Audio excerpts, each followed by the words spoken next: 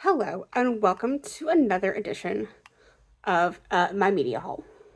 This is for December and January because past me thought, oh, I'm gonna get like a bunch of stuff in December because the holidays and my birthday's right there, so I'll just like do both at the same time, which maybe would have been like a good idea had I not also bought stuff myself. So I'm gonna film this in batches, and I will just talk about. I grabbed some of the books. We'll start with those. This is not all the books, I think. I have a list. So I just grabbed some of them that I knew need to be on the list. I'll record them. So if I'm wearing different shirts during this, that's why, because I'm filming this sporadically. So let's start with the books. The book I've already finished, because I want to put it away, which is why I'm filming this.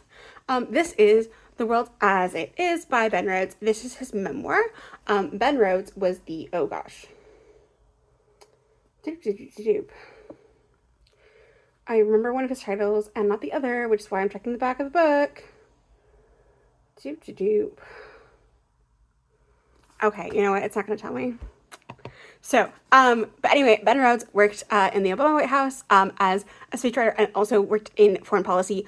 And I was really curious because I listened to him on Pod Save the World, which is a podcast hosted by him and Ty Vitor, also a former Obama staffer.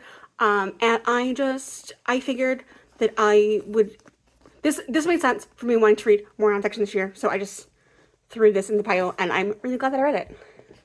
Especially because like as someone who like was in middle school and then like a little bit of high school while this was going on, this was just fascinating. Okay, I'm currently reading another pickup that I got in December.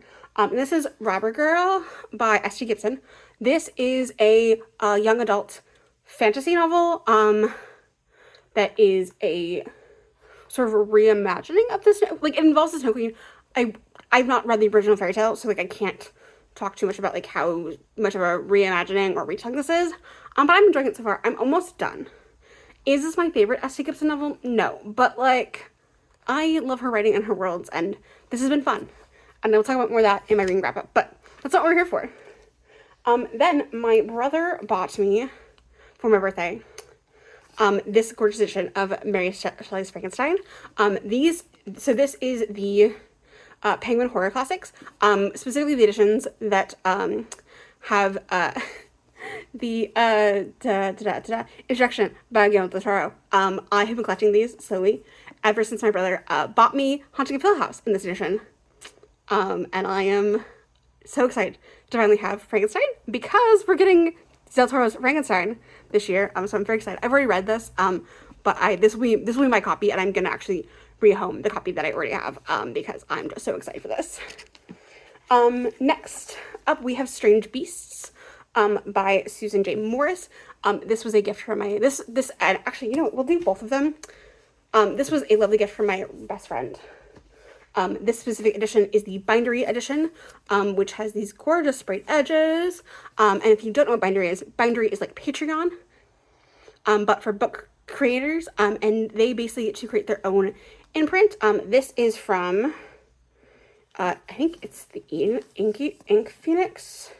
Yes, Inky Phoenix Press. And I loved this. I will be talking about this in my January wrap up, so I'm not going to talk about too much, but this was quite good. And then also from Bindery, and also a gift from my lovely best friend, because Bindery was having a sale, and I was like, hey, my best friend, just buy me these two. I don't care that I know what I'll get. I'm getting. So this is House of Frank by Kay Sinclair. This is from Easy Cat Press. And look at the piano. And then also, I didn't show with this one, but they're like cloth bound, and then they have these cool embossed. The one first Strange Beast is like a wolf thing, and then for this it's a star. And I'm very excited to be reading this. I will be reading this next month. But yeah, I'm very excited about that. Then an entire stack that I set aside and then didn't grab. So we're going to talk about quickly books that I managed to pick up from the bargain section at my local bookstore. Starting with After Sappho by Shelby. I'm not going to try to pronounce that actually now that I look at it. This, as you can see, was long listed for the Booker Prize when it came out in 2022. And I saw this on Jack Edwards' channel, and I know nothing that I remember him talking about has stuck with me other than it was queer. So I was like, you know what? I want to read more literary fiction this year, and this was like under $10 in the bargain section, so I was like, sure, why not? And then also that same day in the bargain section, it also was I saw a Jack Edwards book, Jack Edwards video. This is How Not to Drown in a Glass of Water. This is a translated work from, I think it's translated. Actually, now I should double check.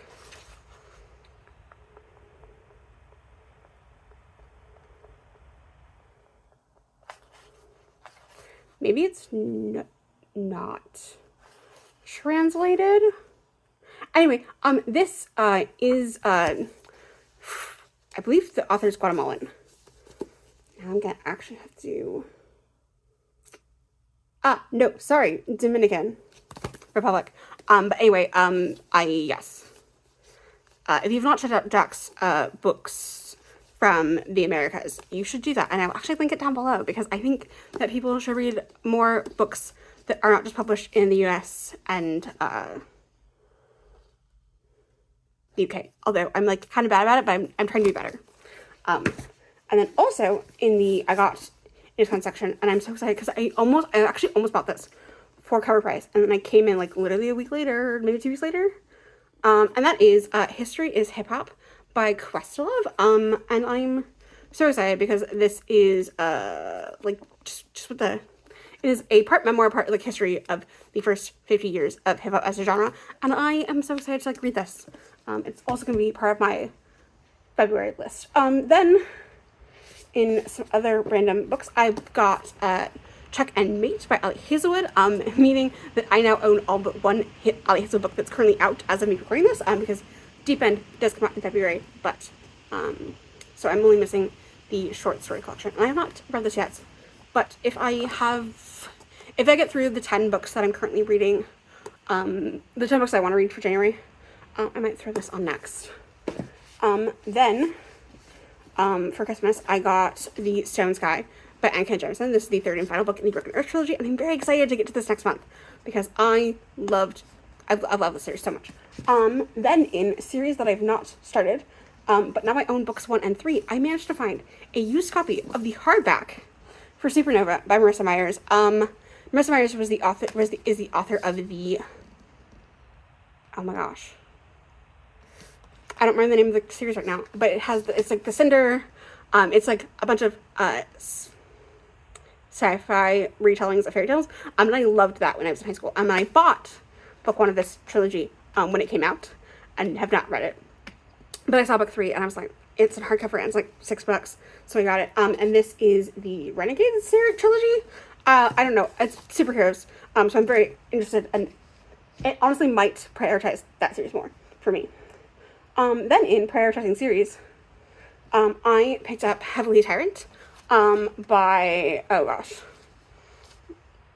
I feel bad, because I know I literally was supposed to do some talking about this, but anyway, this is the second book in the Iron Widow series. Is that what it's called? Iron Widow is the first book, and I've not actually read Iron Widow, but, yes, buddy, but, I'm hoping that this having both motivate me to, especially because Iron Widow is on my, like, 25 books that I want to get to this year, so I just now have that sitting, waiting in the wings.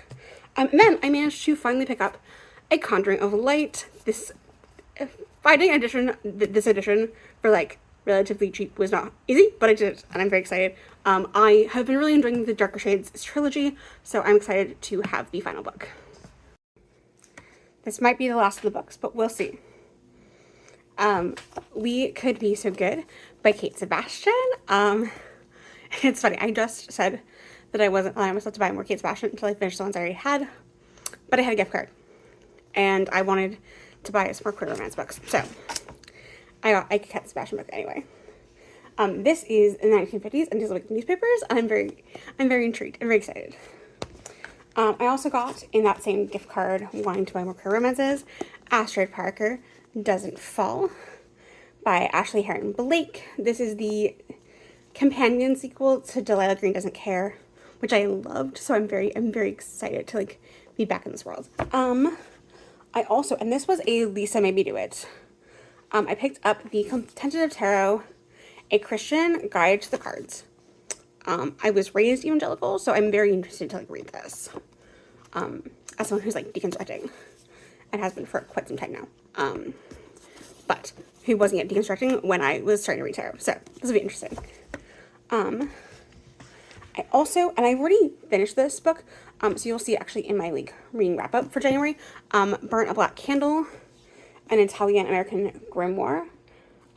This was actually really good. This is like one of my favorites Italian American grimoires that I like own. As you can see, I've like tabbed it to hell and tack and back. Yes, so that. And then I currently, the book is somewhere else right now, so I just have to dust slip. But we are reading, I actually started reading this yesterday, because I decided there's actually a lot, it's like a lot of overwhelming text in this book, because of the nature of the book. It's like literally like just lists. So I decided that I'm actually just going to read the list for the corresponding week. So I will literally just read it a week at a time. And that is the list, a week by week reckoning of Trump's first year. So this is 2016 when he's elected. So November of 2016 when he was elected through his first year in office. So I literally started this yesterday. So I read November through the first week of January, or like inauguration week.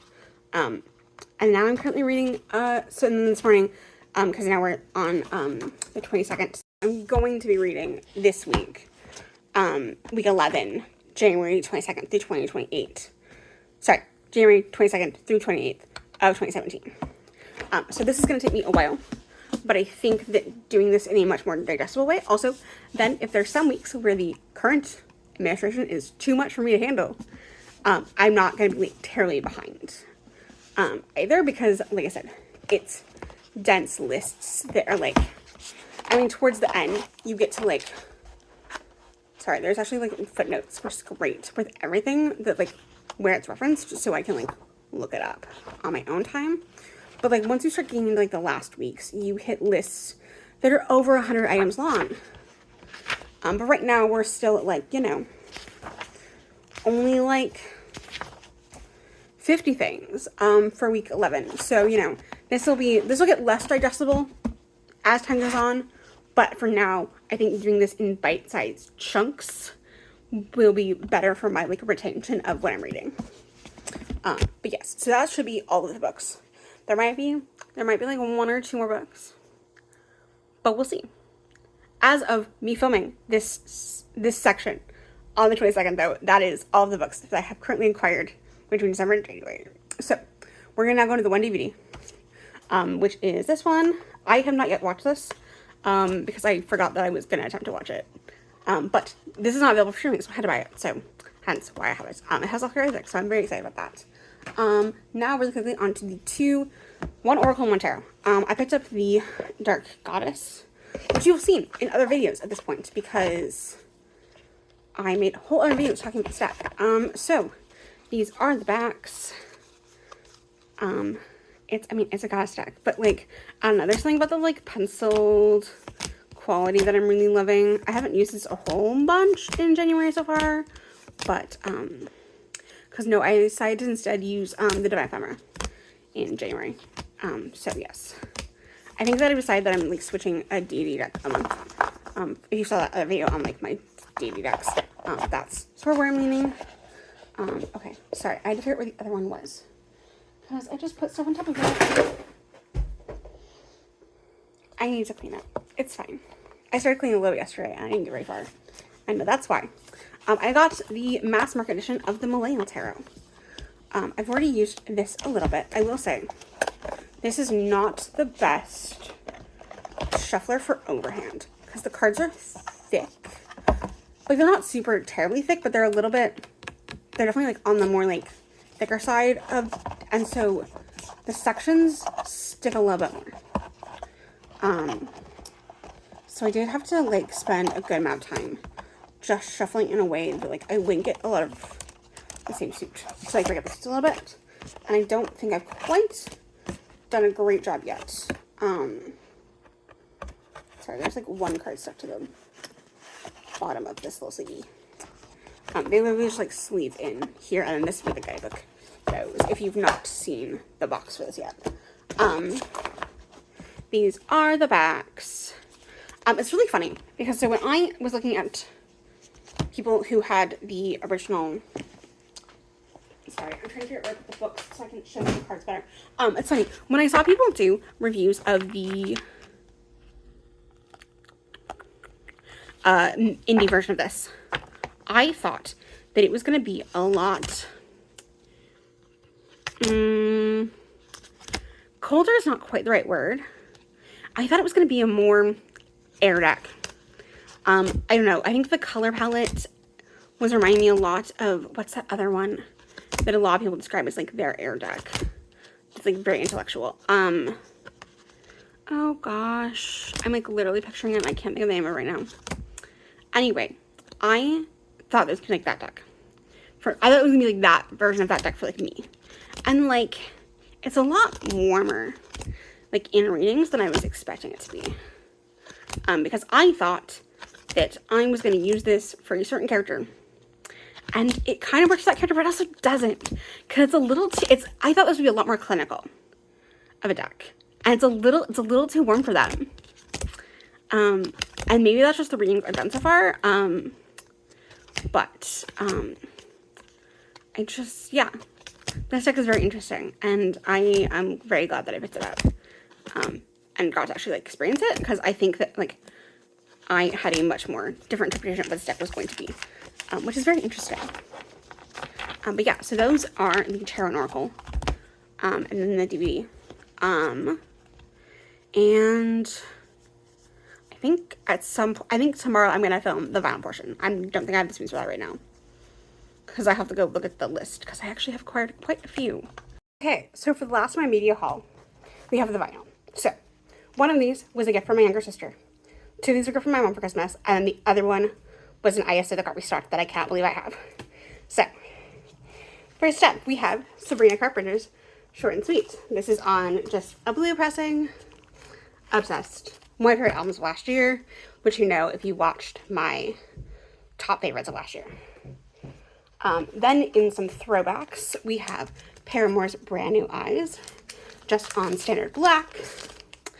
And then on standard black, and because it doesn't have a gatefold, I had to put one on either side of the actual like dust jacket.